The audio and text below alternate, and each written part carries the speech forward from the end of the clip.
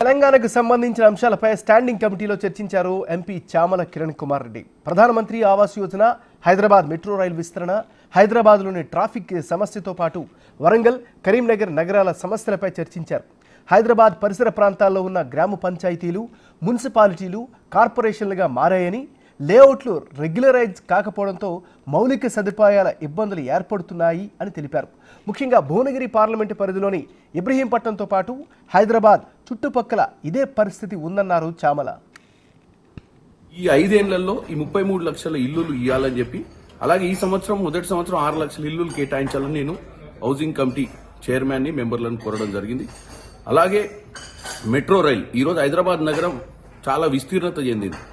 Transport లేని కారణం వల్ల అన్ఎంప్లాయ్మెంట్, ఈ అందరూ సిటీలో వచ్చి బతకడం కష్టమవుతుంది. హైదరాబాద్ 50 కిలోమీటర్ల దూరంలో విస్తీర్ణ జరిగింది.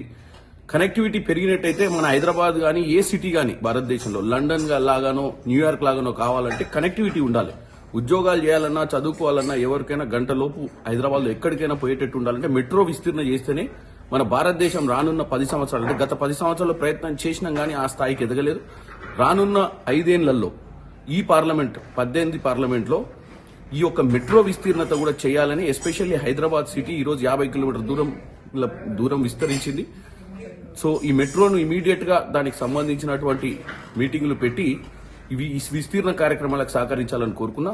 మూడో అంశం వచ్చేసి హైదరాబాద్ చుట్టుపక్కల ఉన్నటువంటి గ్రామ పంచాయతీలు అన్ని కూడా ఈరోజు అన్ని గ్రామ పంచాయతీలు కూడా మున్సిపాలిటీలైనాయి. ఇంతకుముందు రూరల్ ఉండేది గ్రామ పంచాయతీలు, ఇవన్నీ లేఅవుట్లు కూడా రెగ్యులరైజ్ కాలేదు. అప్పుడు ఈ లేఅవుట్లలో కూడా డ్రైనేజ్ సిస్టమ్ లేదు, కనెక్టివిటీ సిస్టమ్ లేదు. దీనికి భారీ బడ్జెట్ కేటాయించినట్టయితే వాళ్ళు అర్బనైజేషన్ అయినరు తప్ప వాళ్ళ స్థితిగతులు ఏం మారలేదు. ముఖ్యంగా ఇబ్రహీంపట్నం నియోజకవర్గం ఏదైతే భువనగిరి పార్లమెంట్ లో ఉందో అలాగే అన్ని ఉన్నాయి హైదరాబాద్ చుట్టుపక్కల. ఎందుకంటే హౌసింగ్ కమిటీలో తెలంగాణ నుంచి నేను ఒక్కనే ఉండడం, సో అన్ని అంశాల మీద ఈరోజు సుదీర్ఘ చర్చ జరిగింది. సో ఈ అంశాలన్నింటినీ కూడా సానుకూలంగా స్పందించారు చైర్మన్ గారు. వీలైనంత తొందరలో మినిస్ట్రీ తోటి కూడా ఒక ప్రజెంటేషన్ ఏర్పాటు చేసినప్పుడు నాకు అవకాశం ఇస్తారు.